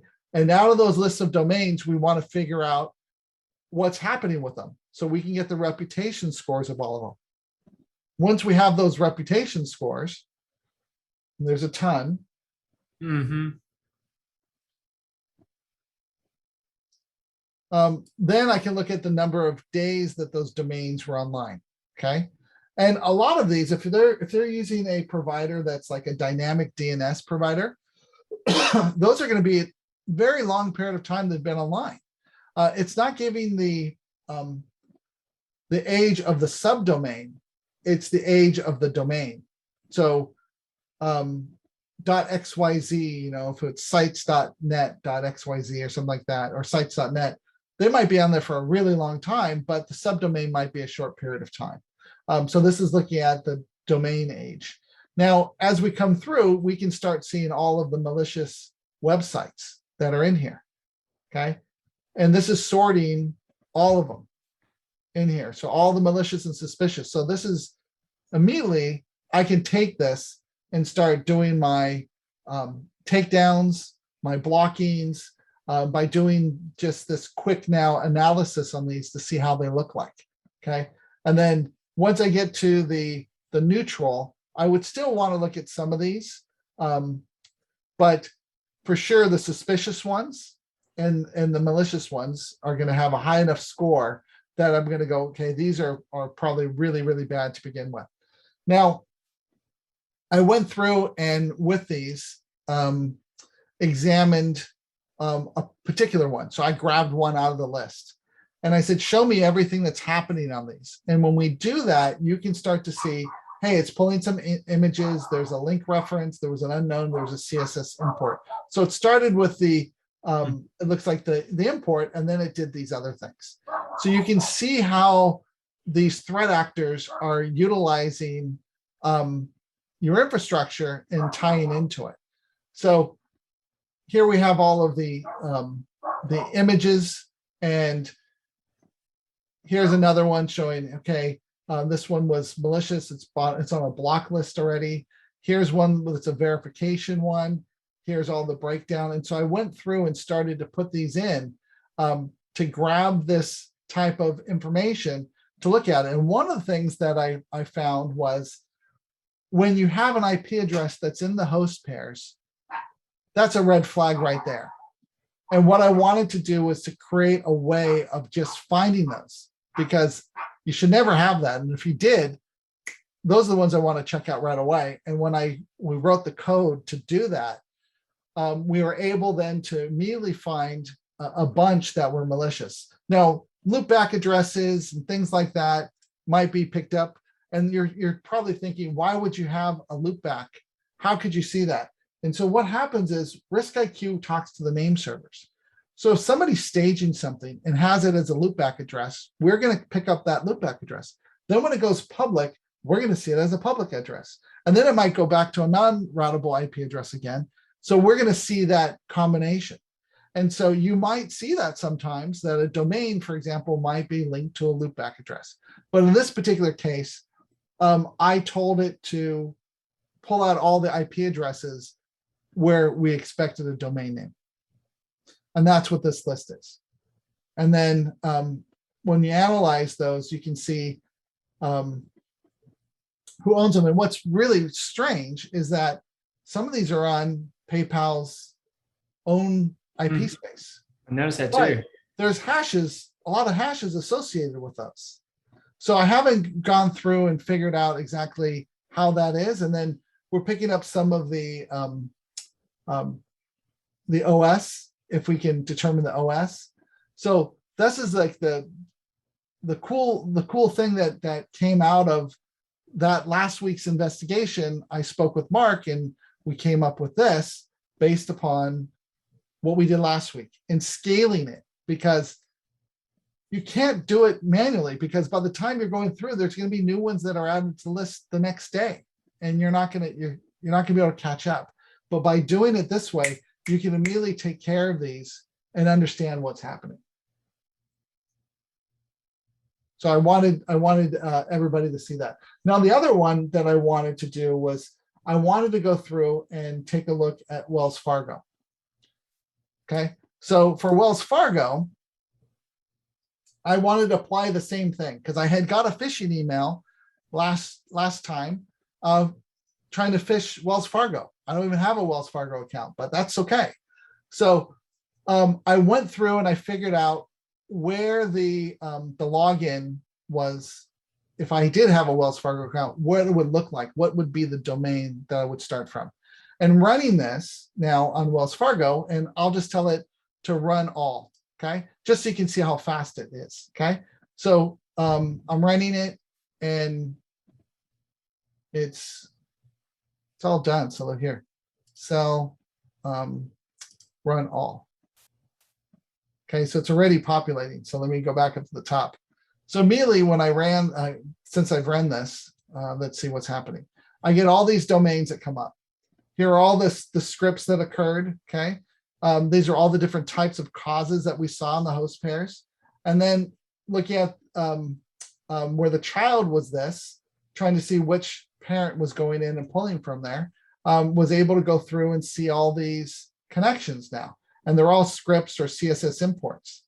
Then I get this list of potential bad stuff, okay? And then I can find out if they're malicious or not. And then I can look at the age of them, and some of them have been around for a long time. And then I can go down and I can see which ones are malicious. So immediately now, that one script, I just went through and did it. And then I went through and said, give me the information for each and every one of these. What are we seeing that happened? What were the causes that occurred? And I can now go back and see which ones they're connecting to, what's happening, and take a look at these. So it's a way to really, truly scale and do your investigations to see exactly what's happening and analyze them. Now, I took the same thing and ran it in that short script that you saw and tried to look at that information. I didn't have a whitelist or anything, but it gives me the capability of immediately knowing, okay, these are malicious for sure. There are 33 certificates, 8 hashes, and it's been up for 9 days, 27 days. So you can immediately use these scripts inside your organization, okay? Josh, any questions so far coming in? Not really. It's more comments than anything. One thing that folks were asking was the data sets to be offline in order to get the results. So what happens is when you're running these notebooks, what will occur is the data will stay in the notebook once you run it. When we give it to you, I want you to be able to put in your username and your API, your API credential, so then you can run them for your organization and have that data in there. The data stays inside of the notebook until you rerun it again. So if you gave the notebook to somebody, they get all the queries and they get all the data that was stored at the time. So now that I've saved this, if I closed it out and went back into it, it would look exactly the same. So the data is stored with it. So it's really cool for it. So then you can forward along and somebody can see exactly what you did and understand this is the query that was run and this is the data that came back until you run it again. And once you run it again, it will update and new information will be there. Okay. Yeah. And then just from they're telling me about the gift card. Okay. Because I guess, yeah, it's 11:30 Pacific, so I guess it's gift card time. And Barrett is on the ready there. Thank you. Drum roll. Brian K. Brian, you know who you are. We respect anonymity here, so we're not going to say your last name, but you know who you are. Oh, Brian just said hello. He commented on your hair earlier. Really? He said your photo hair was a little bit better than your actual hair today for some reason. You know what's interesting. Speaking of Brian K, I was on a panel with Brian Keim, who's the threat intelligence analyst at Forrester. I was on a panel with him, and I've done it 3 times with him so far. And every time that we're on a panel, he has to make a comment about my hair. And I don't know what it is about my hair that makes that Brian K say something. But anyway, Brian K, you are the winner of the Amazon gift card, because we do want to show you some pretty cool stuff here with, in this final little bit. So we'll move right along and not talk about hair anymore. And you're just making me jealous. Just making me jealous. Yeah, okay. If I had hairs like yours, I would be taking care of it. You live at the beach and we work in security. You have the best joke ever. I do spearfishing for a hobby. Right. So, anyway, Brian, congratulations. Barrett, do you want to unmute and talk about what Brian should expect next? Yeah, Brian, I'll be reaching out to you directly this afternoon. So stay tuned. There you go. Now everybody also knows that Barrett is not just a photo, but there's a real person there. But okay, appreciate it. Sorry for that quick aside. So we'll go into this final little bit that we want to show you guys, and take it away. I think you have the slide up there. Yeah, I do. And then I actually have the Maltego maps. As well, that we can somehow, like, did something in my computer is not letting me. It's singing. It's singing. I guess I have some sort of there it goes. Well, let me see if I can make this happen.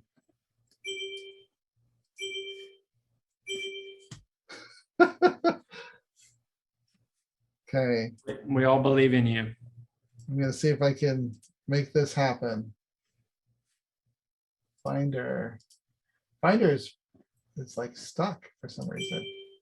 Let me see. Force quit.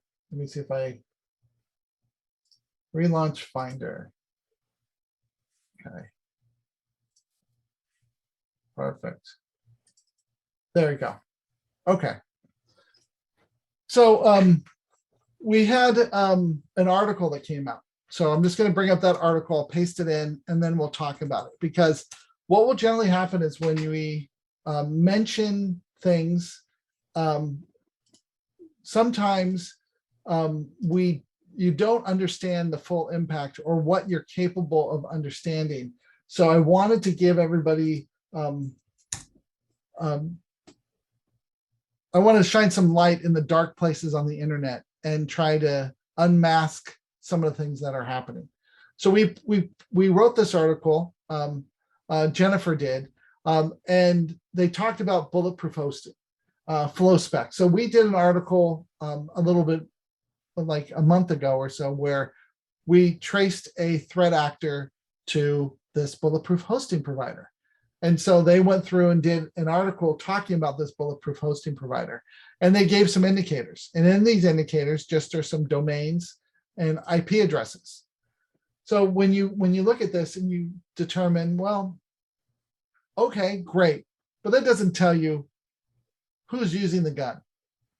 You know that the guns are there, but you don't know what guns are there, and you don't know which threat actor could potentially be aiming at you. So what I wanted to do was I wanted to go through and take the information that was in here and try to see out of those domains that were listed, for example, which threat actor was associated with those domains. So I used Maltego, and let me see if it will let me, it's zoomed in, so it won't let me zoom in anymore. But as I went through, you could see which domain and which threat actor or tool was being used. So there's There's over 19 domains that we're using MageCart from here. Graceful Spider, MindBridge, TA505, Fin11, and you can see how they're all interconnected here. So Graceful Spider, that's CrowdStrike's naming convention. So you can see that there's some overlap sometimes.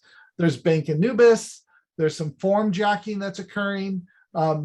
Vader Stealer, GU Loader, Smoke Loader. These are all things that just from the open source intelligence that's out there, we're able to immediately see these threat actors. Now, the other piece is to take a look at the IP range. And inside the article, they mentioned that in here, that there was a Class C range of IP addresses where they saw suspicious behavior coming from. So the next thing for me was, well, can I figure out which domains are associated with those particular IPs and what malware has been seen on those IPs or domains and what threat actors are associated with those. So going into Maltego, I was able to put all those IPs, get the passive DNS, get all the malware that's associated. So that brings in from side of RiskIQ. So that's everything from Proofpoint, that's from hybrid analysis. And then I have, we're running CrowdStrike inside. So we have the intelligence there. So I'm able to take those IPs and domains and say, grab all the hashes associated with those, and then do the attribution and tell me who's behind it. So we have some tags, and then CrowdStrike had some information, and I'll bring up that map and show you what was seen. So if we take a look, there's a couple different ones in here. And I'm going to load them all. Okay. So we'll start on some of the simple ones. Okay. So here we go. So inside of here, I wanted to go out and look, and so you can now see the malware associated with that threat actor that was tied to them, and the different domains that were associated. Okay, so here's another view of that first one, but it's showing you the number of samples that they found that were associated with those threat actors. Okay, so it gives you a good understanding of who's living at this hosting provider. Now, this is just another way of viewing that same data. So we have MageCart, NJ Ratline, Quasar, Smoke Loader, Vader Stealer, GU Loader, Form Jacking, Graceful Spider, DanaBot, MindBridge, Bank Anubis, APK4CR. So some of these are going after mobile devices, okay? But you can now see all this. And then I went through and said, let's look at this a little bit more. And this is what the IP addressing inside of here. So as you zoom in, you can see, hey, Graceful Spider is associated with these things, okay? But they're all associated with this IP range. So they're all commingling together. And you can see, hey, all of this is dealing with Cobalt Strike. So all of these IP addresses are associated with Cobalt Strike. They're all leveraging that. Well, Fin11 is associated with those as well. They're doing ransomware, okay? Generic criminal attacks. And here's Cobalt Strike as well. So it's all interconnected. And as you go out on these paths, you'll see all of these domains are associated with that Class C. And here they are. And here's two different domains associated. And then that will go out into these malware things. So you can see the layers that they're doing and making these connections. And then as we go out even further, you can see how this maps out and around to these different form jackings or different places where these threat actors are living. I'm trying to see, here's one for smoke loader. So smoke loaders on these particular IPs. Vadar Stealer is also associated with those same malware. So those are working together. Sorry. And then, sorry, it's really hard to try to get this to zoom in properly. So this is the nice map that we're capable of creating and understanding. These are the threat actors that are utilizing that infrastructure and sharing the resources amongst themselves to perform these attacks. So Josh, did you want to go through and talk about any of these threat actors?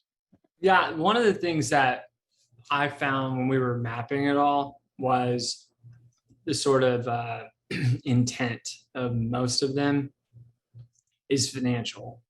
And again, this goes back to how we sort of began things with the incentives have changed.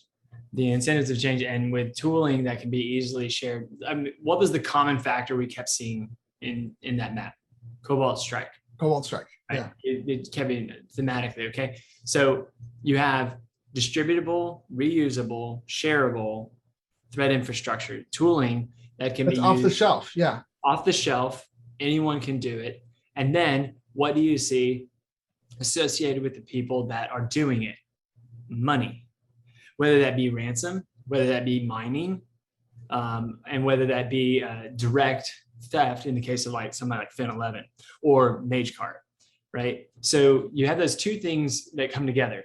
And what I see is it's lowered the barrier to entry, and at the same time, dramatically incentivized opportunism versus targeting attacks. And it's increased the quality and the success rate of those attacks. Exactly, because you have high distribution of the threat infrastructure, the tooling itself. You can distribute it far and wide, and you can do so because, again, organizations sort of turn themselves inside out. So there's more points at which you can harm. And at the same time, there are economic incentives to do it. So it's easier to do. There's more accessible tooling to pull it off. There's greater knowledge and awareness and sharing among the cyber criminality world. And then you have, a strong economic incentive to do it. When you put all those things together, it's almost, again, it's a circumstantial situation where, because the world changed around us, these things are sort of the natural outcome of that. Right. Rewind the clock 130 years ago, these things called banks start showing up everywhere. Okay. And what happens? Stagecoaches start to be robbed. The Wild West gunslinging desperados show up and rob the bank in the outpost in the Wild West and so forth. The same thing is happening. Right. We're just seeing it performed in a new place. And so that's the thing that I just noticed when I look at, okay, what are the attributes that are common here? Widely shareable and distributable, easily replicated tooling and economic incentives. Yeah. And when you put those things together, that's what seems to be the common attributes that come out of these that are using bulletproof hosting. And again, bulletproof hosting, also an economic incentive, right? And you pay with cryptocurrency for most of these. So then there's no traceability. No traceability. And so again, it's just, we went from once upon a time in a galaxy very nearby of highly, if it was a good, solid, skilled attacker, it was targeted. What they were going to do was then going to be targeted. Now you have a good, mediocre attacker, easily replicable off-the-shelf tools, and spray, and then win when it comes to an opportunity.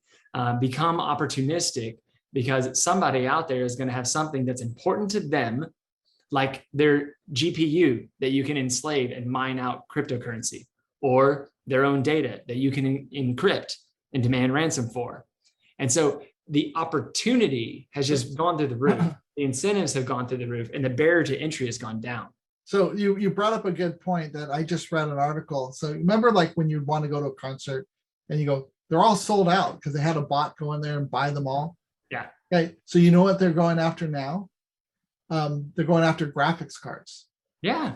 So they're buying the graphics cards, the 3000 series graphics cards, because that's a hot demand. And they're buying them all up and reselling them and making a ton of money off of that. So that's the other thing now that's happening. Yep. That's exactly what's happening. And so again, and again, it's not because, organizations have failed or that users are too foolish or neglectful. Some of these things are just byproducts of the new world we live in, because, human nature being what it is, you have something and someone else wants it. And so what are they going to do to then perpetrate upon you a criminal act or harm to get what they want? Right. And we've lowered what it takes to achieve that. And we've raised the stakes on the risk reward equation has been really lopsided now, to where, again, you're even seeing like these global scale attacks and alliances start to form among these different threat groups. I know we mentioned this earlier with Sunburst and Solar Winds and the Orion update and so forth. And then even using that against people, right? Using the good practice that we've been drumming into their heads for a decade. Update your stuff, update. And then where do they go and hide their payload now? Update. The update. Because there's a greater chance that someone's going to do it negligently. The same way that, again, 10 years ago, social engineering was a piece of cake. And now you're seeing this trend happen where they're gaming the psychology of the user. Right. I need to do that update. Here's the payload of the rat that now I have control of. Right. Anyway, sorry, I'm getting on my tangent. Right, but that's you bring up a good point. So how does an organization protect themselves? So one way is if you know where the threat actor is hiding and you know what they're doing, as we go out there and we identify them, we update the profile. So like one of the things inside of Illuminate, you can get cyber threat intelligence, where we have profiles of groups, but we also have the tooling and the backdoors and all those things. So here's some of the ones that we're tracking actively, okay? But the big one are the toolings and like the backdoors. And so if we look at the tooling, we talked about Cobalt Strike, you can now see all of the different threat actors and nation states that are using it, okay? And this is off-the-shelf software that they've used. And I even read an article recently that they've now ported it to Linux. So they can run it on many different types of things. But the big thing is that there's only 2,453 indicators in the world that are publicly available that talks about these are the Cobalt Strike servers. This is the command and control. This is where they are. But RiskIQ has another 8,106. So if I just came over and I downloaded this list, I could download and now take and put into effect and say, don't allow any communication to these. Block them. So those 10,560 about IPs and domains, you would prevent those. So that's taking those loaded guns away from those from your environment. So by understanding and mapping and knowing where these tools are and the threat actors and different things, you can put these in place and help you. So one of the things I did was these threat actors are targeting vulnerabilities, and it ties into your external attack surface management. Okay. So what I did was, this is a Jupyter notebook that's available. The threat intelligence section might not work with your credentials if you don't have that inside of your license to be able to pull this in. It's an add-on, but everything else will work. So the Illuminate license will include the digital footprint and everything, but you can see I pulled in all these indicators, so I can have a script run, grab it, send it off to my SIM or XDR or firewall or anywhere and utilize it. Okay. The big thing is the attack surface intelligence to know what vulnerabilities I have and what do my third parties have. So I went through and I said, hey, I want to look at Manage Engine. Okay, I want to see where Manage Engine is in my, if that vulnerability exists anywhere. Okay, so if we go through, I looked at an attack surface, see what's here. I went through and I said, oh, I found one inside of an organization. And then I went through and said, okay, now show me what IP addresses are associated with this vulnerability. And then I can go through and say, go look at these and see which ones have a Manage Engine issue. And you can see all of my third parties, and the number represents the number of ones that are there. And before I did one on Kaseya, this is on Manage Engine. You just have to swap it out. So I went through each of the attack surfaces and said, okay, show me which ones have these vulnerabilities, and listed them out. So now that gives me the capability of understanding where there's problems in my third party that could potentially affect me. So if they're compromised, I could be potentially compromised. So let's say I'm using some sort of payment processing place, and I link to it, and they update all the time their code, and I just call it. So I'm always running the newest one. But if they're compromised, then when I load it up for my clients, they can be compromised.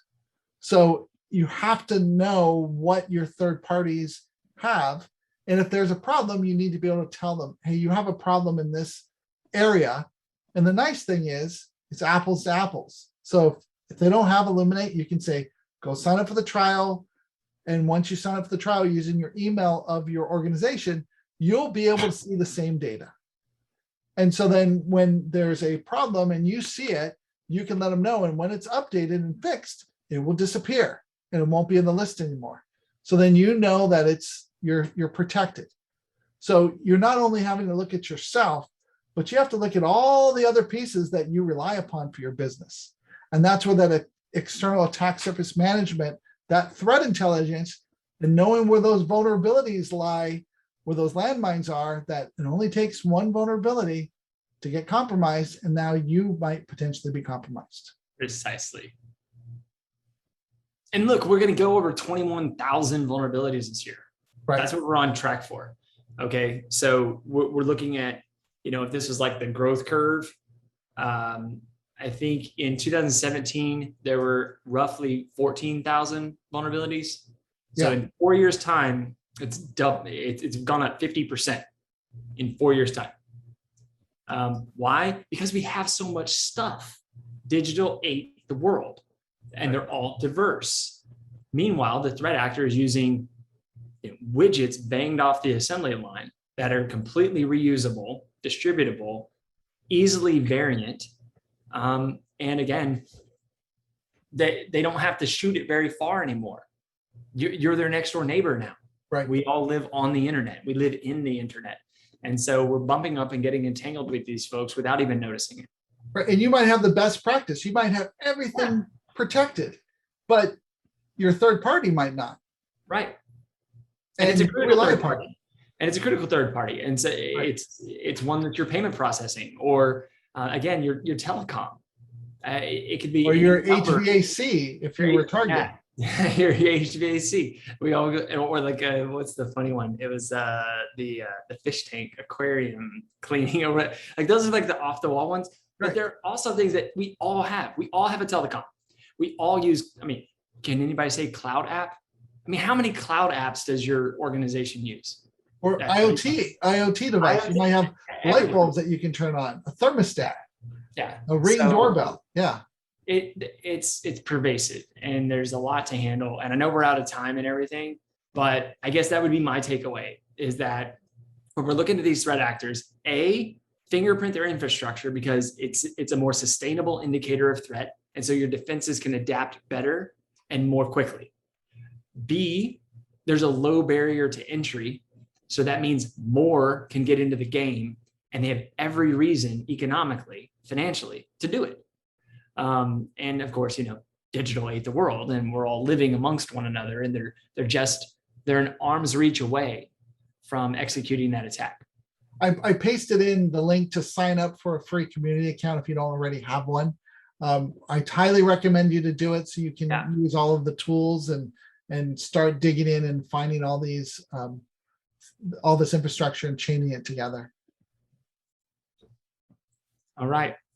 Come again in a couple of weeks. We're going to talk about the next round, which is knowing your surroundings. So that's going to be an exciting opportunity to see how does the internet change over time and how do we change within it? How do we relate differently to it as the surroundings? Because again, we live in the internet. It's more like living in an ocean than riding across a flat surface. And so how does that surrounding change? Up, down, left, right, in and out, all around. And yeah, one of the things that I might do, Josh, is show some malware that's on mobile. It's not in the Illuminate, but we have over like 34 million mobile apps that we have information about. Oh, mobile. And then, okay. And think about this. A couple years from now, everything that has a chip in it, a couple years from now, that comes off the assembly line, is going to already be on the internet. Yeah. I mean, 5G is going to change everything. And so that domain, it used to be a cutesy thing that we'll get to, eventually in security programs. It's going to be just the new normal here, not too long. So thank you, everyone. Thanks for being here, everyone. Hope you enjoyed it.